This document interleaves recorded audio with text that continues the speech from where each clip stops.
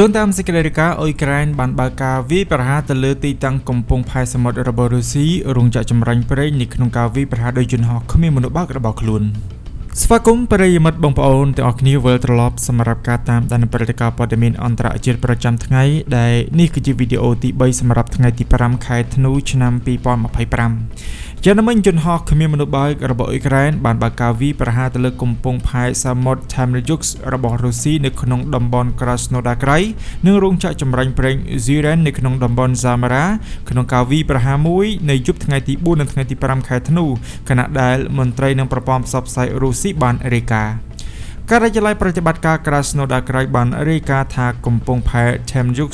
ត្រូវបានខូចខាតបន្ទាប់ពីការវាយប្រហារដោយយន្តហោះគ្មានមនុស្សបើកបណ្ដាលឲ្យមានអគ្គិភ័យឆាបឆេះនៅនឹងកន្លែងដែលមុននេះអ្នកស្រុកបាននិយាយថាកំពង់ផែកំពុងរងការវាយប្រហារហើយធុងសាំងបានកំពុងឆាបឆេះ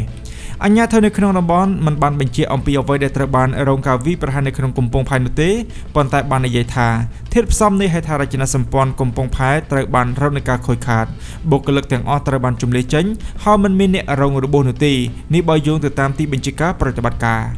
យ៉ាងណាមិញកំពង់ផែ Temryuk គឺជាកន្លែងដ៏សំខាន់របស់រុស្ស៊ីនៅសមុទ្រ Azov វាដំណើរការស្ថានីយនាំចេញប្រេងទទួលរក្សាទុកនិងការដឹកជញ្ជូនផលិតផលប្រេងរបស់រុស្ស៊ីហើយវាក៏មានកន្លែងផ្ទុកហ្គាសរាវដ៏ធំមួយផងដែរចូលទៅតាមវីដេអូសាកសីដែលបានវិភាគដោយសារព័ត៌មានប្រឆាំងរុស្ស៊ី Avtra ស្ថានីយឧស្ម័នមួយបានឆាបឆេះបន្ទាប់ពីការវាយប្រហារនៅកំពង់ផែ Temryuk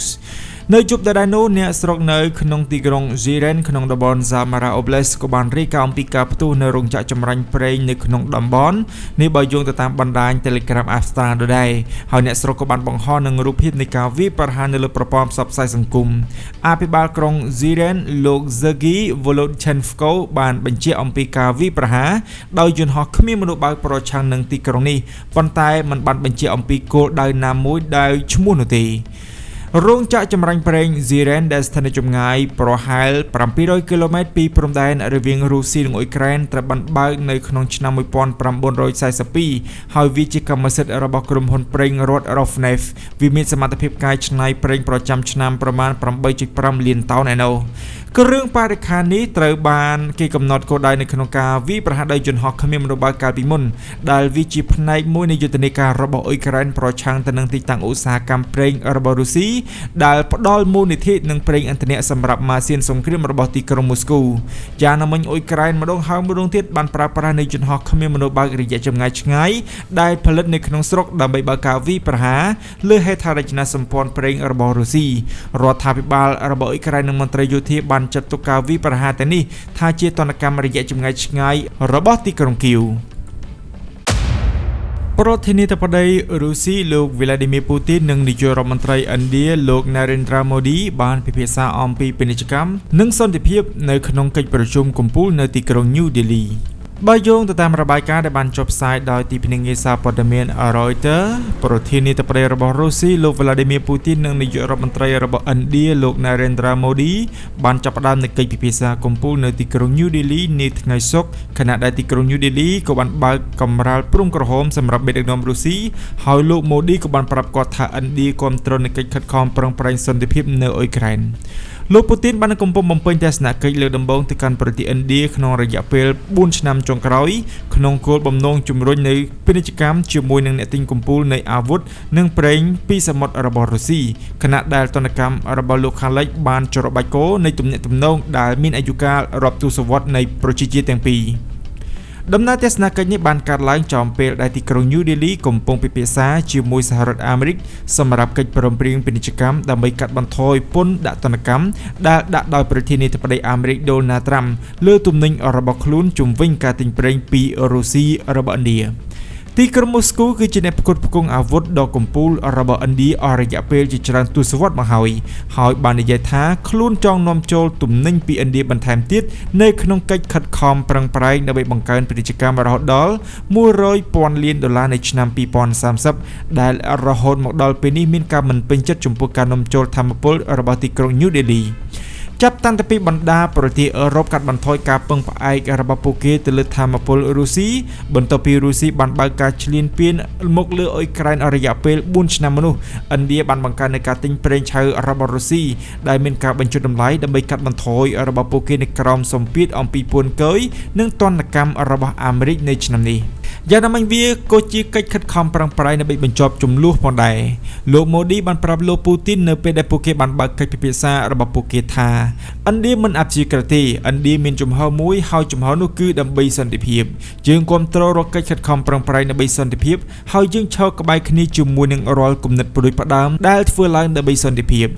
ពជាការឆ្លើយតបលោកពូទីនបានថ្លែងអំណរគុណចំពោះលោកណេរិនត្រាម៉ូឌីសម្រាប់ការយកចិត្តទុកដាក់និងការខិតខំប្រឹងប្រែងរបស់គាត់ក្នុងគោលបំណងដោះស្រាយជម្លោះលោកពូទីនបាននិយាយថាយើងមានឱកាសហើយអ្នកបានផ្ដល់ឱកាសនោះឲ្យខ្ញុំដើម្បីនិយាយលម្អិតអំពីអ្វីដែលកំពុងកើតឡើងនៅលើផ្លូវអ៊ុយក្រែននិងអំពីជំហានដែលយើងកំពុងអនុវត្តរួមគ្នាជាមួយនឹងដៃគូមួយចំនួនផ្សេងទៀតរួមទាំងសហរដ្ឋអាមេរិកឆ្ពោះទៅរកដំណោះស្រាយដោយសន្តិវិធីនៃវិបត្តិនេះលោកពូទីនបាននិយាយថានៅពេលដែលប្រទេសនិងសេដ្ឋកិច្ចរបស់យើងរីកចម្រើនឱកាសសម្រាប់កិច្ចសហប្រតិបត្តិការក៏បានពង្រីកវិស័យថ្មីកំពុងលេចឡើងបច្ចេកវិទ្យាខ្ពស់ការងាររួមគ្នានៅក្នុងវិស័យអាកាសយោលំហូរនិងបញ្ញាសិប្បនិម្មិតយើងមានទំនាក់ទំនងគួរឲ្យទុកចិត្តនៅក្នុងវិស័យកិច្ចសហប្រតិបត្តិការបច្ចេកទេសយោធាហើយយើងមានបំណងឆ្ពោះទៅមុខនៅក្នុងវិស័យទាំងអស់នេះលោកពូទីនដែលបានមកដល់ទីក្រុងញូដេលីកាលពីថ្ងៃប្រហ័សដើម្បីទទួលស្វាគមន៍យ៉ាងកក់ក្ដៅពីលោកណេរិនត្រាម៉ូឌីនោះដែលបានស្វាគមន៍ជាមួយនឹងការអោបក្រសោបនៅលើអាកាសយានដ្ឋានបន្ទាប់មកអ្នកទាំងពីរក៏បានធ្វើដំណើរជាមួយគ្នានៅក្នុងយានជំនិះតែមួយសម្រាប់អាហារពេលល្ងាចជាឯកជនសម្រាប់ដែលបានរៀបចំឡើងដោយលោកម៉ូឌីហើយនៅថ្ងៃសុក្រនេះលោកពូទីនក៏បានទទួលនឹងការស្វាគមន៍នៅក្នុងពិធីនៅខាងមុខវិមាន Rashtrapati Bhavan ដែលជាវិមានរបស់ប្រធានាធិបតីអាណានិគមដោយមានកាំភ្លើងធំ21ដើមគោរពនៅពេលដែលក្បួនរថយន្តរបស់លោកបានបើកចូលមកដល់ភាគីទាំងពីរត្រូវបានគេរំពឹងថានឹងប្រកាសអំពីកិច្ចព្រមព្រៀងមួយនៅពេលដែលបញ្ចប់ការចរចាជាផ្លូវការក្រុមហ៊ុនរបស់ឥណ្ឌាត្រូវបានគេរំពឹងថានឹងចុះហត្ថលេខាទៅលើកិច្ចព្រមព្រៀងជាមួយនឹងក្រុមហ៊ុន Uralchem ដែលជាក្រុមហ៊ុនផលិត Potassium និង Aluminium Nitrate កំពូលរបស់រុស្ស៊ីដើម្បីរួមគ្នាបង្កើតរោងចក្រអ៊ុយរ៉េនៅក្នុងប្រទេសរុស្ស៊ីយ៉ាងណាមិញទីភ្នាក់ងារសារព័ត៌មាន Reuters ក៏បានរាយការណ៍ថាធនាគាររបស់រុស្ស៊ី Gazprom Bank និងធនាគារ Alfa Bank ក៏បានស្វែងរកនៃការយល់ព្រមដើម្បីចាប់ផ្ដើមនៅប្រតិបត្តិការនៅក្នុងប្រទេសឥណ្ឌាដើម្បីជួយទីក្រុងមូស្គូជំរុញពាណិជ្ជកម្មរបស់ខ្លួនជាមួយនឹងឥណ្ឌាផងដែរលោកម៉ូឌីនិងលោកពូទីនក៏ត្រូវបានគេរំពឹងថានឹងពិភាក្សាទៅលើប្រធានបទរួមទាំងការងារនៃធម្មពលនុយក្លេអ៊ែរស៊ីវិលផងដែរហើយនេះក៏ជាការវិភាគនិងជា challenge មួយសម្រាប់លោកពូទីនទៅដល់ទីក្រុង Washington គណៈប្រតិភូនិងធុរកិច្ចរដ្ឋាភិបាលដ៏ធំនេះបានអមដំណើរលោកពូទីនសម្រាប់ដំណើរទស្សនកិច្ចរួមទាំងរដ្ឋមន្ត្រីការពារជាតិលោក Andriy Belousov ដែលបានជួបពិភាក្សាជាមួយសមាភិកីឥណ្ឌាលោក Rajnath Singh កាលពីថ្ងៃប្រហ័សកន្លងទៅក្រសួងការពារជាតិឥណ្ឌាបាននិយាយបន្ទាប់ពីកិច្ចពិភាក្សាជាមួយនឹងលោក Belousov ថាឧស្សាហកម្មការពារជាតិរុស្ស៊ីបានត្រៀមខ្លួនរួចជាស្រេចដើម្បីគាំទ្រឥណ្ឌាចំពោះទៅរកការពឹងផ្អែកដោយខ្លួនឯងនៅក្នុងវិស័យផលិតកម្មការពារជាត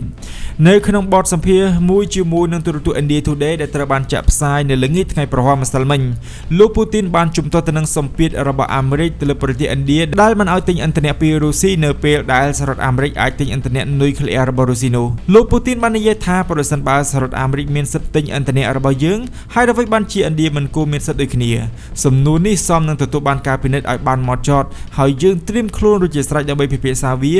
ួមទាំងជាមួយនឹងប្រធានាធិបតី Donald Trump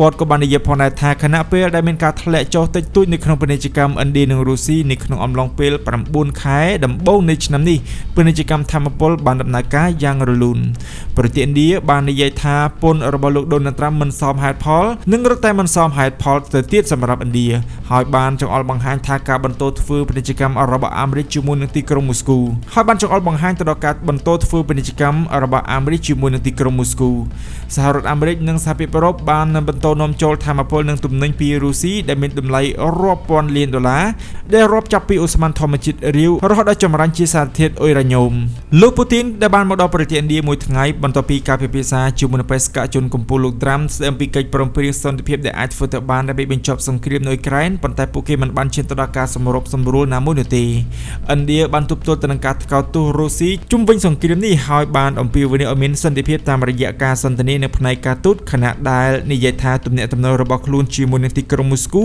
កំពុងត្រូវបានប្រទេសលោកខាងលិចកំណត់គោលដៅដោយអយុត្តិធម៌ដែលខ្លួនបាននិយាយថាបន្តធ្វើជំនួញជាមួយនឹងទីក្រុងមូស្គូនៅពេលដែលមានចំណាប់អារម្មណ៍